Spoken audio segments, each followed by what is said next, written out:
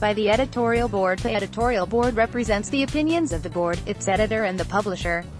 It is separate from the newsroom and the op-ed section. May 11, 2018. Gigliazzain. In recent years, rapes have risen in New York City, as crime overall, even other violent crime, has fallen. Police officials say the number of cases has increased over the past decade because more women are coming forward to report the crimes. Over the past year or so, they say the trend has been strengthened by the whether or not that's true, as caseloads have grown for the detectives investigating these crimes, city police officials have done little to help them. From 2009 to 2017, detectives in the Special Victims Division investigating adult sex crimes saw their caseloads rise by 65%. Despite repeated requests for more resources by the division's supervisor, Deputy Chief Michael Osgood, only 2 detectives were added in that time to the 72 assigned to adult sex crimes in 2009. Mr. Osgood's warnings about the state of the city's sex crimes unit were made public in a Department of Investigation report in March that found the Special Victims Division severely understaffed, despite years of appeals from Mr. Osgood, advocacy groups and survivors of sexual assault. The report includes memos from Mr. Osgood pleading with senior police officials for more detectives. SVD, currently, has very serious operational problems that place the department at substantial risk, and those problems are staffing dependent, he wrote in one memo. There are approximately 1,400 DNA cold cases in backlog, he also wrote, referring to unsolved crimes for which there is genetic evidence. They are sitting dormant. The backlog continues to increase. Mr. Osgood's requests for help appear to have gone unanswered. In one 2015 memo, James O'Neill, then the NYPD chief of department, now the commissioner, seemed to back Mr. Osgood's request. Mr. O'Neill directed the NYPD's Office of Management Analysis and Planning to determine whether the additional staffing would be possible. I have no objection to the suggestion, he wrote. Resources never came, but Department of Investigation officials say the NYPD asked Mr. Osgood for so much paperwork to back up his request that he would have had to divert staff away from solving sex crimes to provide it. The police department is expected to formally respond to the report at the end of June. Commissioner O'Neill promised last month to review the unit, and he said he had added 20 investigators to the department. Many of those 20 are not yet detectives, but police officers working to earn that rank, known as white shields. Otherwise, the response from police officials and Mayor Bill de Blasio has been disquieting. At times, they cast doubt on the report without pointing out any inaccuracies, saying the numbers may not prove what the report says they do. Everyone will say they need more resources. Chief of Detectives Dermot Chase said in an interview.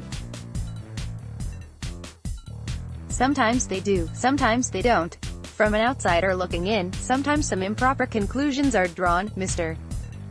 J. Peter Donald, Assistant Police Commissioner for Public Relations, said Department of Investigation officials did not interview police officials whose insight would be crucial, like Robert Boyce, who served as Chief of Detectives until recently. Mr. de Blasio made similar remarks shortly after the report was published in March, saying the DOI's failure to interview key police officials raises a real concern about how accurate it is. The investigation commissioner, Mark Peters, said that while his investigators did not interview Mr. Boyce, the notion that they did not hear from key officials was absurd. We interviewed the senior-most person in charge of SVD, Mr. Peters said.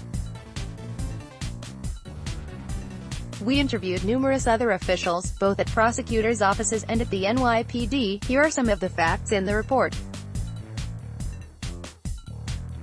The Special Victims Division's Adult Sex Crimes Unit had 74 investigators handling 5,661 cases last year. The city's 101 homicide squad investigators handled 282 cases.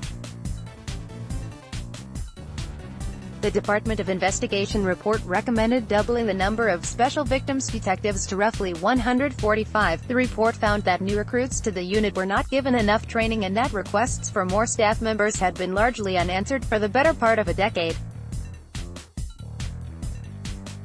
In part because of these shortcomings, the unit has focused on rapes by people unknown to the victim, stranger rapes, while giving less attention to rapes by acquaintances.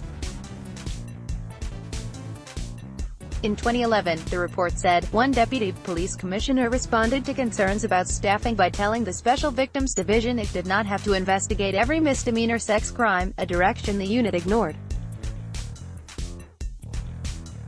Stories that hinted at issues with the NYPD's approach to sexual assault have been trickling out for years.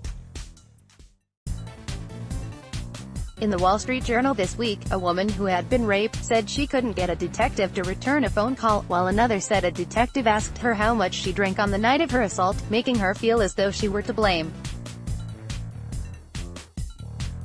The stories echoed an earlier report from the New York Times in 2010 in which 4 women described unsympathetic treatment from Special Victims Division detectives assigned to their cases. The police department budget has grown by roughly $814 million to $5.6 billion over the past 4 years under Mr.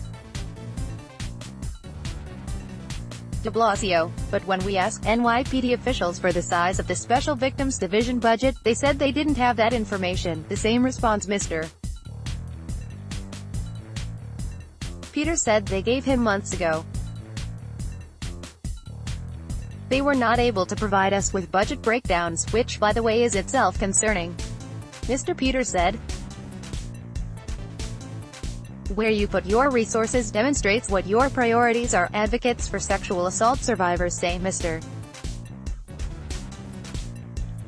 Osgood made substantial improvements to the unit even as his requests for more resources were ignored. Last year, for example, he introduced a training technique, forensic experiential trauma interview, to help sex crime victims remember key details that could help solve a case. "I've never encountered another special victims investigator who can match Osgood's expertise or his dedication to these cases," said Jane Manning, Director of Advocacy at Women's Justice Now. The NYPD would not let us talk to Mr. Osgood. Asked why, Mr. Donald said he thought that talking to Mr. Shea was quite sufficient. Mr. Osgood attended an April 9 City Council hearing on the Department of Investigation report with top police officials, but he didn't testify. Michael Bach, a former Special Victims Division sergeant who worked with Mr. Osgood and retired last August, said the Department of Investigation report absolutely reflected reality inside the unit. The upper echelon of the PD always said that these investigations were extremely important, and they were on parallel with homicide investigations, he said. Despite their talk, he said, the unit's repeated requests for resources fell on deaf ears. They went up the chain of command, and the majority of them were unanswered. Mr. Shea, who just started in the role as Chief of Detectives last month, said that he was taking the report seriously and was open to adding staff members to the division, but that he would need to weigh its needs against those of other departments. "I'd be hard-pressed to find you a unit within the NYPD that has not within the past couple years asked for more personnel," he said. Yet, while other major crimes have continued to fall, reported rapes have increased. So far, senior officials in the NYPD appear to have looked on as the number of sexual assault cases has risen and done little to help the detectives dedicated to solving them. It is disturbing to consider an apparent lack of alarm, over nearly a decade, across two mayoral administrations, by an essentially all-male cast of officials, over a crime that largely affects women. The Department of Investigation report lays out a way to solve this problem and make New York City safer for women. We hope the police department and the de Blasio administration agree and follow its advice. Correction: an earlier version of this editorial misstated the number of investigators in the Special Victims Division's Adult Sex Crimes Unit last year. It was 74, not 72.